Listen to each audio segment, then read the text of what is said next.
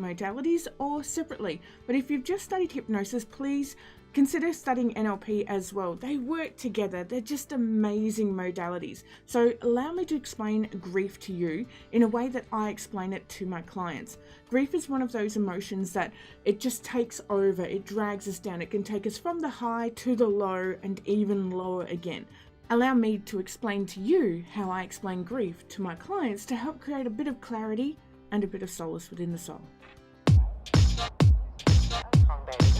En de kortste weg naar de verzamelplaatsen op dek 9. Onduidelijkheid kunt u contact opnemen met het Guest Service Center op dek 7. Aandacht. En we hopen dat u een plezierige reis hebt. We bidden om Ihre aufmerksamkeit. Inside your clinic, you have a whiteboard or just use a pen and paper. Do whatever you need just to get the message across. I always use a whiteboard and then my clients actually look up a little bit at it because it puts them in that hack-allow state, which is the learning state. This is how I explain grief to my clients. So as we go through life, all of our emotions are put into a box. We have a box for anger, a box for frustration, a box for confusion. And every single one of those boxes has a button inside of it. And that button gets pressed. When that button gets pressed, it stays pressed in for a period of time until the button pops out again, and then that emotion subsides. Now, when something traumatic happens, like grief, a loss of a loved one, a pet, pain, whatever it is, we have these emotions inside of us that get triggered. And this trigger is an external thing. So let's think of this trigger as a ball. So we have this ball, and the ball gets put inside of the box. But the thing is, this ball changes in size all the time. So when grief happens suddenly, let's say we've lost a loved one, that ball is placed inside the box, and the ball is very, very big. That trigger was huge. And that ball is going to move around the box. It can go in any direction whatsoever.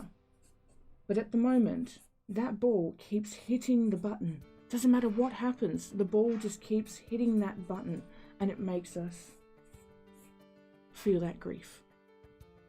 Now, as time goes on, the grief changes. The box is still there. This is the box of grief. This is where it comes from. The button is still there. The button still gets pressed, but as time goes on, the trigger, the ball, shrinks in size. And every now and again, it'll still bounce around that box and it'll hit that button. But it becomes less often. And then as more time goes on, that grief box is still there. That button is still there, getting pressed on. But the ball gets even smaller. And it doesn't mean that we care any less about what happened. It just means that that ball that's hitting that button doesn't hit the button as often. It still hurts just as much, but every now and again, that ball will hit that button. That button will get pressed in, we cry, we take a few moments, we feel that grief all over again. But that ball will keep on bouncing all over that box. And when that button gets pressed, it means that we've had that trigger happen. Perhaps we heard a song that reminded us of that person. Or perhaps we smelt a perfume that they used to wear. Or we just had a memory of them, that that person would enjoy this particular event. Or I wish that person was here. Or perhaps it was their birthday. That ball is always inside the box. It's always moving around.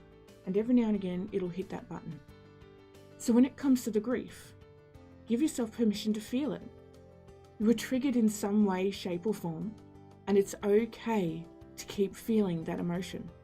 What's not okay is to make sure that that trigger is a gigantic ball that constantly makes you upset.